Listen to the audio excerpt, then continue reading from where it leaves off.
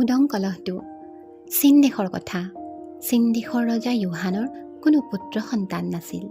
সেই সময়ত চীন দেশৰ এটা নিয়ম আছিল যে কেৱল পুত্ৰ সন্তানেহে ৰাজসিংহাসন আৰোহণ কৰিব পাৰিব। সেই ৰজা ইউহানে দেশৰ যোগ্য যুৱকসকলৰ মাজত এটা প্ৰতিযোগিতা অনুষ্ঠিত কৰাৰ কথা ঘোষণা কৰিলে। ৰজাই ঘোষণা কৰিলে যে যিজন যুৱক প্ৰতিযোগিতাত জয়ী হ'ব তেওঁই দেশৰ ৰজা হ'ব। ৰজাৰ এটা বিশেষ গুণ আছিল, তেওঁ বৃক্ষৰোপণ কৰি ভাল পাইছিল। সেয়ে তেওঁ ঘোষণা কৰিলে যে ৰজাই প্ৰতিজন যোগ্য প্ৰাৰ্থীক একোটাকৈ ৰাজকীয় শস্যৰ বীজ দিব আৰু 6 মাহৰ ভিতৰত যিজন প্ৰাৰ্থীয়ে আটাইতকৈ ভাল গছপুলিটো ৰজাক উপহাৰ দিব পাৰিব তেওঁই ৰাজ্যৰ ৰজা হ'ব। ৰজাৰ ঘোষণা শুনি ৰাজ্যৰ যুৱকসকল অতি আনন্দিত হ'ল। প্ৰত্যেকেই ৰাজ্যৰ ৰজা হোৱাৰ সপোন দেখিবলৈ ধৰিলে। ৰাজ্যত জেন নামৰ এটা বৰ শান্ত আৰু সৎ ল'ৰা আছিল। সি এজন ভাল খেতিয়ক। গোটেই বছৰটো জেনে কষ্ট কৰি পথাৰত কাম কৰে আৰু সকলোতকৈ ভাল শস্য উৎপাদন কৰে। জেনেও ৰজা হোৱাৰ সপোন দেখিলে। এদিন সেই নিৰ্দিষ্ট দিনটো আহিল। ৰাজকীয় বীজ আনিবলৈ যুৱকসকল দলে বলে ৰাজ অট্টালিকালৈ গ'ল।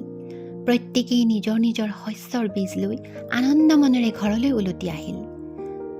ঘৰলৈ আহি যেনে এটা ভাল মাটিৰ কলহ বাছি ল'লে। কলহৰ তলিত কেইটামান ডাঙৰ শিলগুটি দি তাৰ ওপৰত কেইটামান সৰু শিলগুটি দিলে। তাৰ ওপৰত অলপমান সাৰুৱা মাটি দি কলহটো ভৰাই দিলে। শেষত ওপৰত প্ৰায় 1 ইঞ্চিমান এটা দ গাঁত কৰি ৰাজকীয় শস্যৰ বীজটো তাত ৰোপণ কৰিলে আৰু অতি সাৱধানেৰে তেওঁ বীজটো সাৰুৱা মাটিৰে ঢাকি দিলে। প্ৰতিদিনে যেনে তাৰ বীজটোত পানী দিয়ে। আন আন যুৱকসকলেও সেই একেটা কামেই কৰিব ধৰিলে। সকলোৰে মনত একেটাই প্ৰশ্ন, কেতিয়া বীজটো অংকুৰিত হ'ব? কেইদিনমানৰ পাছত হেন নামৰ এজন ল'ৰাই ঘোষণা কৰিলে যে তাৰ বীজটো অংকুৰিত হৈছে। তাৰ পাছত ক্ৰমান্বয়ে সকলো যুৱকৰে গুটিবোৰ অংকুৰিত হ'ব ধৰিলে। সকলোৰে মনত অপাৰ আনন্দ। কিন্তু জেনৰ শস্যৰ বীজটো অংকুৰিত নহ'ল। সি চিন্তাত পৰিল। কোনোদিনেই তাৰ এনে হোৱা নাই। ভাল খেতিয়ক বুলি তাৰ এটা সুনাম আছে, তথাপিও সি বীজটো গজাব নোৱাৰিলে। সোনকালেই আন আন যুৱকসকলৰ পুলিবোৰ ডাঙৰ হ'বলৈ ধৰিলে। সকলোৱে নিজৰ পুলিটো লহপহকৈ বাঢ়িবলৈ যৎপৰোনাস্তি চেষ্টা কৰিলে। কোনোৱে নিজৰ পুলিটোৰ পহৰাও দিবলৈ ল'লে। তথাপিও জেনৰ শস্যৰ বীজটো নগজিল। ক'ৰবাত কিবা ভুল হৈছে বুলি জেনে বীজটো অন্য এটা কলহত পুনৰবাৰ ৰোপণ কৰিলে। আগতকৈও অধিক যত্ন আৰু আগ্ৰহেৰে সি অপেক্ষা কৰিলে, কিন্তু তাৰ সকলো প্ৰয়াস অথলে গ'ল। জেনে মনতে বৰ দুখ পালে। তাক সকলোৱে হাঁহিব ধৰিলে। এইদৰেই 6 মাহ পাৰ হ'ল আৰু সেই নিৰ্দিষ্ট দিনটো আহি পৰিল, যেতিয়া সকলোৱে ৰজাৰ ওচৰত নিজৰ গছপুলিটো প্ৰদৰ্শন কৰিব লাগিব। শ শ যুৱকে অতি সুন্দৰ সাজ পোছাক পৰিধান কৰি নিজৰ গছপুলিটো লৈ ৰাজ অট্টালিকালৈ গ'ল। যেন এটা উৎসৱমুখৰ পৰিৱেশ। যেনে মাকক ক'লে, সকলো যুৱক ৰাজঘৰলৈ গৈছে, মই এতিয়া কি কৰোঁ? উদং কলহটো লৈ মই ৰজাৰ সন্মুখত কিদৰে উপস্থিত হ'ম?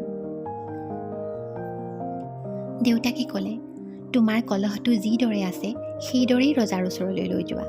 তুমি তোমাৰ সামৰ্থ্য অনুযায়ী যিমান চেষ্টা কৰিব পাৰা কৰিলা, এতিয়া আৰু চিন্তা নকৰিবা।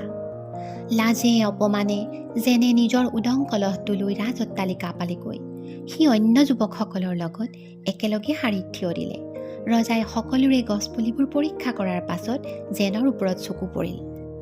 এয়া কি? তুমি উদং কলহটো লৈ আহিছা, ৰজাই ক'লে। চকু পানী টুকি ভয়ে ভয়ে যেনে ৰজাক ক'লে, মহাৰাজ মোক ক্ষমা কৰিব, মই বহু কষ্ট কৰিও শস্যৰ বীজটো গজাব নোৱাৰিলোঁ। ৰজাই এইবাৰ সকলোলৈ চাই গৰজি উঠিল।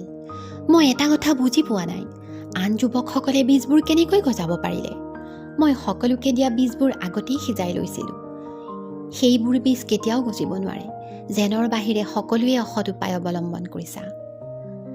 দৰাচলতে ৰজাই সকলোৰে পৰীক্ষা লৈছিল আৰু কেৱল জেনহে সেই পৰীক্ষাত উত্তীৰ্ণ হ'ব পাৰিলে।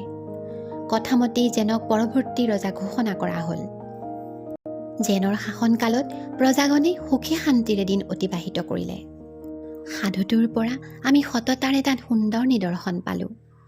যিকোনো পৰিস্থিতিতে আমি সৎ হৈ থাকিব লাগে। কেতিয়াও অসৎ উপায় অৱলম্বন কৰিব নালাগে। সততাই উত্তম উপায়।